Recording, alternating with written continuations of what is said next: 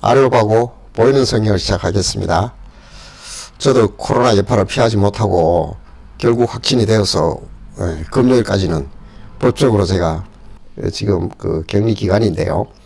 교회에서 유튜브를 찍을 수 없어서 제 얼굴은 오늘 나가지 아니하고 노트북으로 이렇게 화면 녹화만 하면서 음성은 집에서도 할 수 있으니까요. 해서 이렇게 하게 되었는데요. 참 중요한 주제입니다. 오늘 영혼 기원설, 제가 한번 말씀을 드렸던 것 같은데요. 몸은 엄마 아빠에게 받았지만은 영혼은 어디서 왔는가, 이 문제예요. 이 영혼이 하나님께서 나에게 새롭게 넣어줬다면, 몸은 죄를 지었기 때문에 아담과 하와의 몸을 가져왔다. 영혼은 하나님이 나에게 뭐 엄마 아빠의 어떤 그 사이에서 내가 딱 잉태되는 순간에 넣었는지, 태어날 때 네 하면서 울 때 딱 영혼을 줬는지 모르지만은 하나님께서 영혼을 부어준 거는 틀림없잖아요. 그 영혼이 오긴 왔단 말이에요. 그런데 죄의 몸을 가지고 있는 나에게 영혼은 하나님께서부터 새로 넣었다면 내 영혼은 죄가 없는 거 아닙니까? 만약에 죄가 있다면 하나님께서 죄 지어 있는 몸에 내 영혼을 넣었기 때문에 하나님께서 나를 죄 속으로 집어넣은 것밖에 안 되거든요. 굉장히 복잡한 문제입니다. 첨예하게 이게 부딪히던 아직도 잘 그렇게 해결이 되지 않은 영혼 기원설입니다. 이 영혼은 어디서 왔는가, 중요한데요. 한번 보도록 하겠습니다. 자, 사람 몸은요 60조의 세포로 되어 있대요. 우리 몸에 60조의 세포가 있고, 그 세포마다 이게 60조의 이 세포들이에요.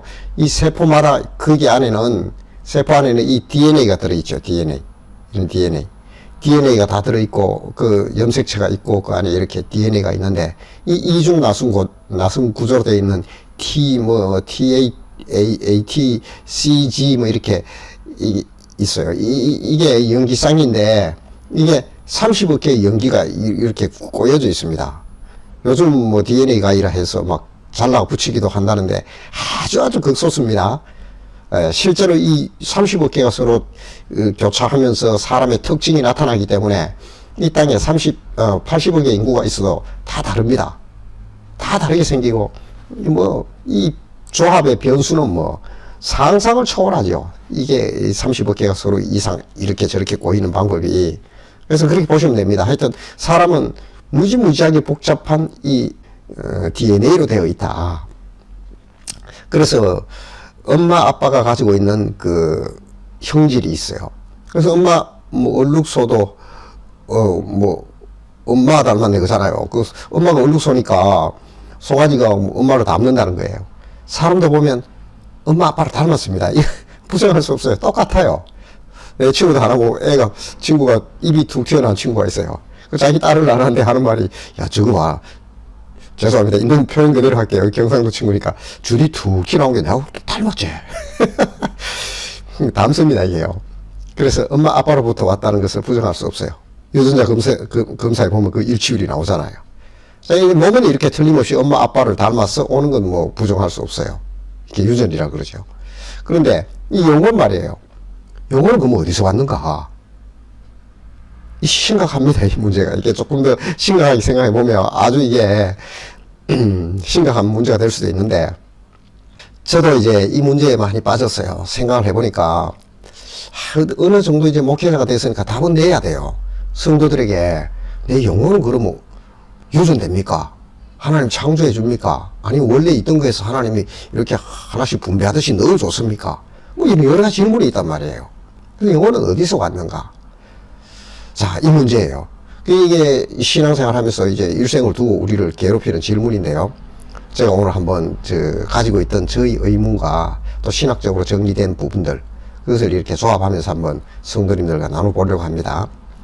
자, 그런데, 들어가기 전에 이 영혼은 어디서 왔는가 하는 이 문제가 왜 중요할까요? 여기 나와 있네요. 이 지금 뭐, 귀엽게 그려놨지만, 무시무시합니다. 예. 지옥 가면 이 마귀가 지옥을 지배하고 있잖아요. 보니까 두려워하는 자들과 믿지 아니하는 자들과 흉악한 자들과 살인자들과 음행하는 자들과 점술가들과 우상숭배자들과 거짓말하는 모든 자들은, 보세요, 불과 유황으로 타는 못에 던져진다는 거예요. 이것이 둘째 사망이다. 심판을 얘기하는 심판. 하나님을 믿지 아니하는 자, 믿지 아니하는 자가 갑니다. 그리고 뭐 흉악한 자, 이 죄인들 말이에요. 이 죄인들은 어디 가냐? 불과 유황으로 타는 못에 심판을 받아요. 영원토록 꺼지지 않는 불에서 고통을 당하는데 이 심판이에요. 근데 심판을 자 육체가 받습니까? 영혼이 받습니까? 이 영혼 기원설이 왜 중요하냐면 심판을 받는데 육체가 받느냐 영혼이 받느냐 하는 거에 문제이기 때문에 영혼 기원설은 중요하지요. 그럼 내가 하나님께로부터 깨끗한 영혼이 왔다. 육체는 죄인이다. 엄마 아빠 걸 받았다. 그럼 심판 받으면 안 되지요. 영혼이 죄를 지을 시간이 없었잖아요. 그래서 이런 게 복잡하다는 거죠. 자, 이 신학적으로 정리되고 나름 이렇게 정리된 영혼 기원설은 세 가지 정도로 이제 함축돼요. 그러니까 첫 번째가 이제 선제설. 영혼이 선제했다. 미리 존재해 있다는 거예요. 막 그 창고에 물건들이 많이 있듯이 막 엄청난 영혼이 있는데 우린 몰라요. 창조는 하나님이 하셨죠. 그게 원래 있었다는 거예요. 그러다가 우리가 엄마 아빠가 이제 결혼을 해서 애를 낳아요. 그럼 그때 하나씩 이제 분배 넣어줬다는 거예요. 나눠줬다는 거예요. 이게 영혼 선제설입니다. 전생. 그러니까 사람의 영혼이 전세. 이건 좀 말이 안 되죠. 보니까 어쨌거나 이런 어떤 선제설의 기원을 찾아보면 사람의 영혼이 이미 존재해 있었다는 거예요. 그리고 그 존재해 있던 그 영혼은 육체를 입고 태어나게 된다. 엄마 아빠 결혼하고 아이를 낳게 될 때 둘째를 놓든 셋째를 놓든 그럴 때마다 이제 청구서가 작동해서 하나님께서는 너 들어갈 수 있도록 자동으로 만들어 놨든지 어쨌거나 선제해 있었다는 거예요. 영혼은요 먼저 있었다는 거예요. 그럼 영혼의 전세가 있겠지요. 전생 영혼의 전 세계가 있다는 이런 어떤 또 약간의 이제 오류와 모순이 또 있게 되고 어쨌거나 이게 선제설이에요. 그래서 영혼은 저와 성도님들의 영혼은 미리 있다가 많이 존재해 있다가 그 중에 하나가 있는데 속에 이제 들어왔어요. 어떻게 들어오는 메커니즘 그거는 모릅니다. 그게 바로 영혼 선제설. 이 문제가 뭐냐? 문제가 있긴 많습니다.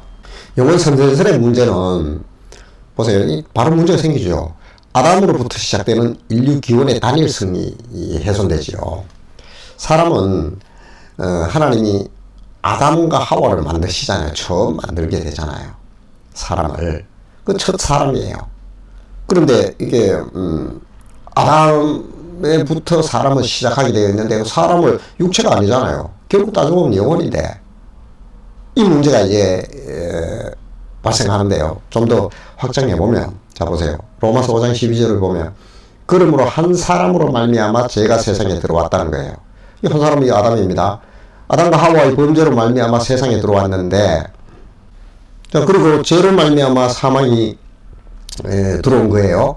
그러면 보세요.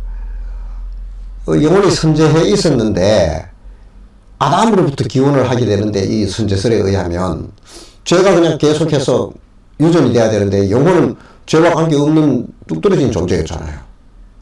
아담으로부터 시작되는 인류 죄의 기원에 대해서 이 문제가 생긴다는 거예요. 간단한 문제지요. 아니 아담과 하와가 죄를 지었는데 영혼은 새 것이 계속 들어오는데 영혼하고 무슨 상관이 있어요. 그런데 심판은 영혼이 받잖아요. 그래서 이런 문제가 생긴다는 거예요. 다음 이제 영혼 기원설이 있는데요. 두 번째는 유전설이에요. 유전설. 말 그대로 유전된다는 거예요. 영혼이. 자, 이 문제는 좀 복잡습니다. 한번 풀어보겠습니다. 사람의 영혼이 부모에 의해 자녀에게 전달된다. 자, 몸이 육식 쪽의 세포가 그 안에 보면 이제 DNA가 있죠. 그 DNA 조합에 의해서 이렇게 엄마 아빠의 그 형질이 나에게 유전되듯이 영혼도 역시도 그렇게 된다는 거예요. 그래서 어떻게 되냐면 출생할 때마다 육체와 함께 영혼도 번식된다는 주장이죠. 그냥 생각해보면 굉장히 황당한 얘기 같아요. 그런데 한번 봅시다. 창세기 2장 2절에 보면 하나님이 그가 하시던 일을 일곱째 날에 마쳤다. 우리 알고 있지요. 근데 하나님이 하시는 일을 여기서 일곱째 날에 마쳤다 할 때는 무엇을 마쳤을까요? 사람을 짓고 마지막에 힘이 좋으셨잖아요. 창조의 세계 중에 사람 짓는 게 이제 끝났다는 거예요. 마쳤다. 그가 하시던 모든 일을 마치고 일곱째 날에 안식했다고 하잖아요. 자, 그러니까 하나님께서 사람을 만드는 그 일은 끝난 거예요. 더 이상 뭐 사람에 대해서 하나님이 계속 만들고 이런 일 없다는 그것이 끝났다는 거예요. 그 사람은 이제 끝난 거예요. 자, 여기에는 육체와 영혼이 다 포함되는 거지요. 자, 창세기 1장 28절을 보면 하나님이 그들에게 이르시되 생육하고 번성하여 땅에 충만하라. 이게 육체를 계속해서 번성하라 했을까요? 여기서 생육하고 번성하는 게 영혼도 포함되었을까요? 영혼도 포함됐다는 거예요. 제가 처음에는 이걸 보면서 말도 안 되고 엉뚱한 얼토당토한 않는 뭐 이상한 주장이다 생각했는데 가만히 이 말씀들을 생각해 보니까 하나님의 창조의 영역은요, 육체에 우리가 죄를 지어서 육이 되어버린 거지 다분히 영적인 존재였거든. 우리는요, 그 영적인 본성의 그 부분도 하나님은 창조하셨다는 거죠. 자, 일단 두고 한번 나중에 결론 나중에 내리겠습니다. 그럼 이 영혼 유전설의 문제가 또 발생하지요. 자, 보세요. 부모의 영혼이 나뉘어질 수 있는가? 자, 지금 엄마는 30%, 나중에 뭐 이렇게 30%를 가져왔어요. 아빠는 70%를 가져왔어요. 여러분, 이거 영혼이 나누어집니까? 어떤 조건에 의해서 영혼이 나누어지는지 참 해석하기 어렵습니다. 이게. 유전설이 좋다. 그럼 받아들이고 나면 엄마 아빠의 영혼이 그러면 어떻게 나누어지느냐? 자, 이런 문제가 생기고, 두 번째는 예수님의 무죄성을 변호할 수 없다는 거예요. 이게 뭡니까? 예수님은 그러면 성령으로 잉태되어도 절반은 마리아의 영혼이 절반이 유전되는가? 이런 문제가 있다는 거죠. 그러니까 예수님은 죄가 없는 분이단 말이에요. 그러면 그 예수님의 영혼은 하는 이런 문제예요. 자, 일단 질문을 제기할게요. 그리고 이건 제가 한번 생각해 봤어요. 회심의 기준은 무엇인가? 제가 큰 고민 중에 하나가, 풀리지 않는 숙제 중에 하나가, 사람들을 가만히 보면, 특히 전도하다 이렇게 보면, 제가 전도하면서도 압니다. 이 사람은 절대로 안 돌아온다. 절대로 안 돌아온다는 걸 제가 아는데도 계속 하고 있어요. 그런데 그런 일을 자꾸 부딪히다 보면, 그런 일이 맞닥뜨리면 어떤 생각이 오냐면, 야, 이 사람이 처음부터 하나님께로부터 온 영혼이 있고 그렇지 않는 영혼이 있는 거 아니야? 이런 생각이 듭니다. 그러니까 영혼 유전설의 문제는 제가 가진 이런 의무라고 충돌이 돼요. 이게 뭐 옳고든 진리는 아닙니다. 근데 제가 이제 부정할 수 없는 게, 어떤 사람 보면요, 예수님을 그냥 받아들이고 믿는 사람이 있어요. 희한합니다. 참 그 순간이 보면. 근데 어떤 사람 절대로 안 믿습니다. 그때 무슨 생각을 하냐면, 야, 이 사람은 마귀로부터 왔다. 너희 아비 마귀가 끄는 대로, 너희 아비 마귀가 하는 대로 너도 그 짓을 한다고 예수님 그렇게 하거든요. 부정할 수 없어요, 제가 그럴 때. 그 사람은 처음부터 마귀로부터 온 영혼이 있고 하나님께로부터 온 영혼이 있는 거 아니야? 이런 생각을 제가 지울 수가 없다니까요. 이건 저의 생각입니다. 그래서 사람이 돌아올 때, 회심할 때, 이 영혼이 부모에게로부터 이렇게 유전되었다면, 자, 보세요. 그러면 저와 아내가 예수님을 믿어요. 그럼 우리 자녀도, 지금은 뭐 세 자녀가 다 믿지만은 절대로 안 믿는 가정도 있잖아요. 목회자 가정인데도 끝까지 안 돌아오는 자녀들도 있고. 그래서 제가 이런 문제를 제기해 본 거예요. 영혼이 부모로부터 유전되어 간다면 그 자녀들도 반드시 그 인자를 가져간다면 그럼 반드시 믿어야 되잖아요. 저희 생각이, 오늘 이렇게 딱 떨어져서 답이 이겁니다 하는 건 없습니다. 왜냐하면 신학 자체는 신학함에 있는 거지, 이것이 1번 이게 답이다 딱 주는 순간, 그건 제가 볼 때는요, 신학이 굉장히 위험합니다. 그래서 끝없이 신학함 해가는 과정이 신학이에요. 네. 그렇게 오늘 이해를 해 주시고요. 자, 그래서, 자, 이제 마지막 그 세 가지 영혼 기원설 중에 창조설이 있어요. 얼핏 보면 이게 굉장히 참 정답에 가까운 것 같은데, 봅시다. 개개인의 영혼을 하나님께서 그때마다 창조해 주신다라는 거예요. 근거의 말씀은 하늘을 창조하여 펴시고 땅과 그 소산을 내시며 땅의 백성에게 호흡을 주시며 땅에 행하는 자에게 영을 주시는 하나님 여호와께서 이와 같이 말씀하신다. 이게 근거의 말씀이에요. 그러니까 이 땅의 사람들에게 영을 하나님이 주신다. 자, 이 해석 그대로 하게 되면 뭐 이 땅에 호흡하는 사람들 그들이 번성했을 때마다 하나님은 영을 한 개씩 주는 것처럼 보입니다. 근데 자세히 보면 저는 이게 근거의 말씀이 아니라는 걸 금방 알 수 있었어요. 왜냐하면 이것도 누군가 많은 신학자들이 주장하고 믿고 있고 특히 캐톨릭인가 그쪽에서 많이 믿을 거예요. 그런 어떤 창조설인데 이게 왜 근거의 말씀 아니냐면 하나님께서 이 땅의 백성에게 호흡을 주신다 할 때 우리를 먹여 살리시고 하는 거죠. 그리고 땅에 행하는 자에게 영을 주시는 하나님. 이 영의 근거는 하나님께 있다는 의미지 이걸 그 한 사람 한 사람에게 개인에게 준다 그건 아니죠. 그건 아닙니다. 제가 볼 때는 그렇게 하기에는 근거의 말씀 좀 약하다. 성도님들도 한번 생각해 보세요. 자, 그러면 영원 창조설은 무슨 문제가 있느냐? 이제 당장 문제가 생기죠. 하나님이 죄의 공여자, 창시자가 되어버리죠. 사람이 결혼을 해서 아이를 낳았어요. 그 속에 영혼을 집어넣었어요. 그럼 죄 속으로 보내는 것밖에 더 됩니까? 그래서 하나님 안 믿는다고 심판을 했다. 처음부터 보내지 말았어야죠. 중간에 뭐 회심하고 그걸 떠나서 그가 죄를 지었다 그러면 처음부터 영혼을 보낸 하나님이 책임이잖아요. 그 사람 의지로 받은 것도 아니고 이런 문제가 생긴다는 거예요. 그리고 죄의 유전성을 어떻게 설명할 것인가? 이 원죄 말이에요. 원죄가 유전되잖아요. 우리가 아담과 하와의 원죄를 가지고 오잖아요. 본래부터 우리는 죄인이었어요. 한 사람의 죄로 말미암아 죄가 이 땅에 그게 이 죄가 이 땅에 들어왔잖아요. 그게 계속 유전되고 죄의 나라 백성이 되어버렸는데 이 영혼을 창조해서 하나님 그때마다 주게 되면 이게 단절되잖아요. 그래서 이건 문제가 있다는 거예요. 그래서 이건 아닌가. 제가 봐도 이 스펙 밖이에요. 자, 복잡하지만 여기까지 왔는데 저희 주장을 한번 정리하면요. 저는 죄에 대한 심판은 일단 영혼에게 주어지죠.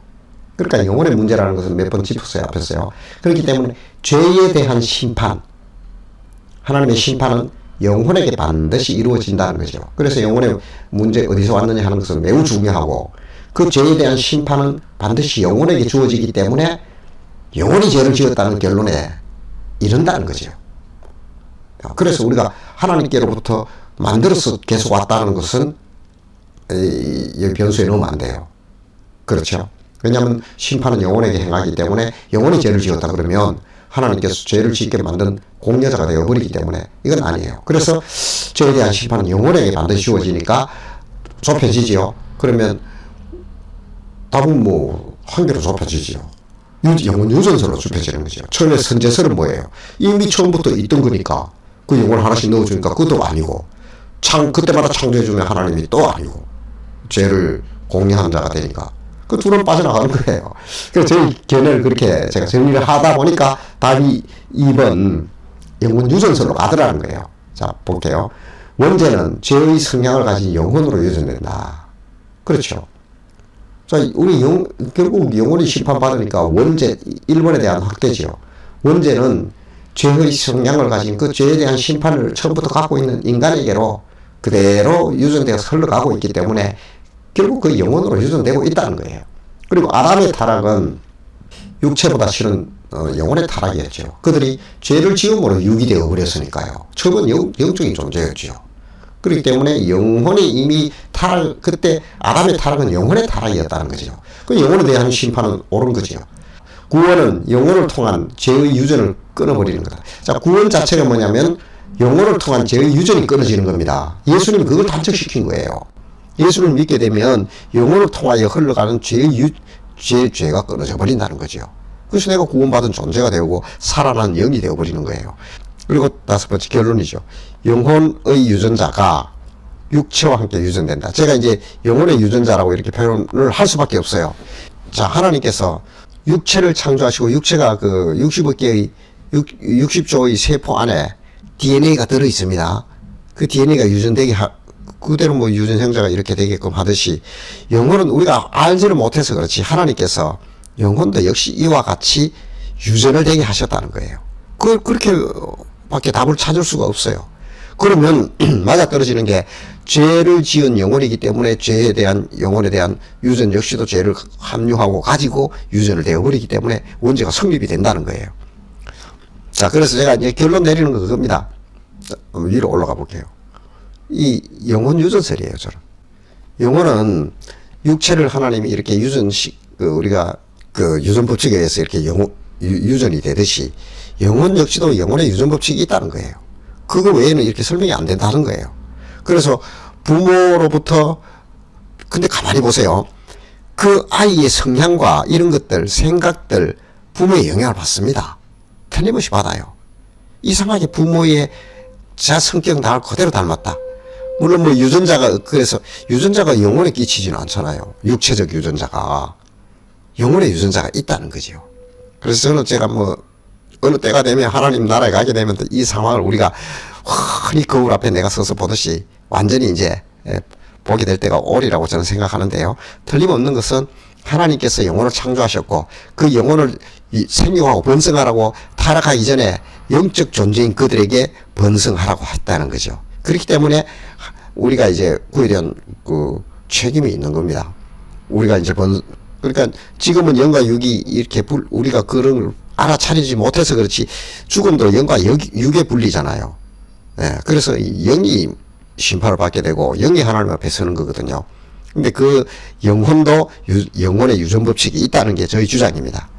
자, 이 노란 글씨 보세요. 그러나 단정 짓기보다는 좀 더 세밀하고 신학적인 접근 이런 노력이 저는 요구된다고 봅니다. 그래서 이게 정답이다. 목사님 이게 맞습니다 하고 여러분들이 그렇게 막 하게 되면 제가 이상한 사람이 되어버리니까 목사님이 이런 주장을 하길래 하더라.